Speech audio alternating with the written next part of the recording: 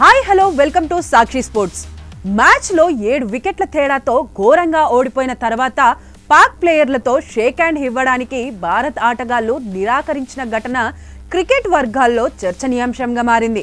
ఈ నేపథ్యంలో టీమిండియాకు ఐసీసీ ఏదైనా జరిమానా విధిస్తుందా? ఐసీసీ రూల్స్ ఏం చెబుతున్నాయి అనేది ఇప్పుడు చూద్దాం.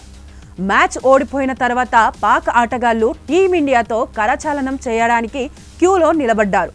కానీ టీమిండియా ఆటగాళ్లు పాక్ ప్లేయర్లతో కరచాలనం చేయలేదు. దీంతో వాళ్ళు ఒకంత అవమానానికి గురైనట్లయింది.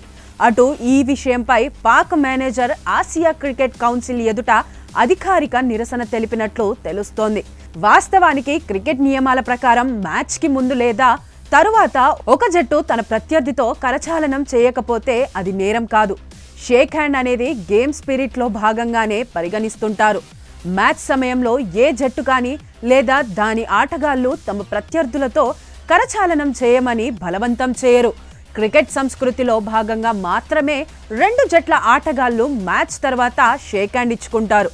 అంతర్జాతీయ క్రికెట్ కౌన్సిల్ లేదా ఆసియా క్రికెట్ కౌన్సిల్ నిర్వహించే ఏ టోర్నమెంట్లోనూ కరచాలనం తప్పనిసరి కాదు. పాక్తో కరచాలనం చేయకపోవడం వల్ల టీమిండియాకు జరిమానా విధించే అవకాశం లేదు. ఎందుకంటే అది క్రికెట్ నియమాన్ని ఉల్లంఘించలేదు. ఈ కారణంగా పాక్ కెప్టెన్ సల్మాన్ అఘా అలీ మ్యాచ్ తర్వాత మ్యాచ్ ప్రెజెంటేషన్లోకి అడుగుపెట్టలేకపోయాడు.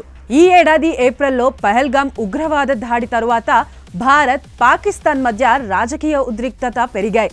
ఈ కారణంగానే భారత్ ఆపరేషన్ సింధూర్ను ప్రారంభించింది. మ్యాచ్కి ముందు కూడా టాస్ సమయంలో సల్మాన్ అఘా, సూర్యకుమార్ యాదవ్ కరచాలనం చేయలేదు. మ్యాచ్ తర్వాత పాకిస్తాన్ ఆటగాళ్లు షేక్ హ్యాండ్ ఇవ్వడానికి లేచి నిలబడ్డారు. కానీ భారత ఆటగాళ్లు అక్కడ లేరు. మరోవైపు పాక్ పై ఈ గెలుపును టీమిండియా కెప్టెన్ సూర్యకుమార్ యాదవ్ భారత సాయుధ దళాలకు అంకితం చేశాడు.